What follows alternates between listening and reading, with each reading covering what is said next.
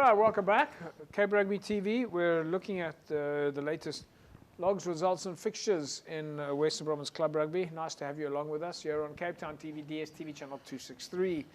Alistair, before we went into this past weekend, there were a few clubs that one could have said was they've got to put it on now, without us putting anything negative on any clubs. But it was, the run was going against them a little bit. And this weekend we saw clubs being able to turn it on. Yeah, I think, sometimes when your back is against the wall, it's either it's do or die, and in the moment, you fight for survival, and we saw that in the results this week, definitely. Is that something that you can coach, Jerome? Can you coach that, call it warrior spirit, the fighting spirit? You definitely can. Yeah? Definitely can. I think motivation is a big thing. Yeah, it depends on how you get your guys up, what they do. And if they believe in you, it's all about the belief. Yeah. So if you can't get them their attention and they don't believe in you, you've lost them, then it's done. Then it's done anyway. Yeah. All right. Well, let's take a look here, folks. This is Helderburg against Brackenfell.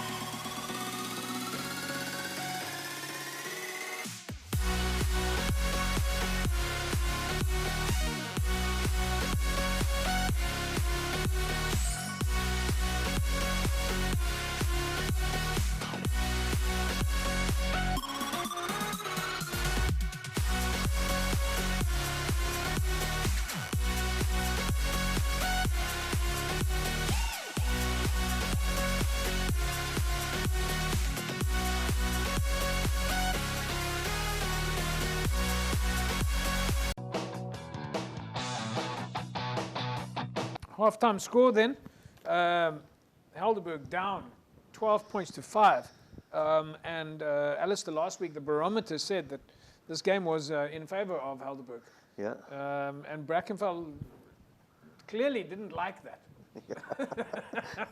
The barometer said so indeed, but it's surprising. Like I would have thought that Helderburg home, and the form they've been in, would be up after. Jerome, your thoughts? Half-time here, Helderburg 5 points on the board, Brackenfell 12. Yeah, look, I mean, Brackenfell pretty much in control. They're mauling for 20 meters, so you can see they're busy with something, and I don't know what happened with Helderburg, but Brackenfell really deserved to be ahead at half-time. All right, well, let's take a look at the rest of the game. Helderburg, Brackenfell, second half.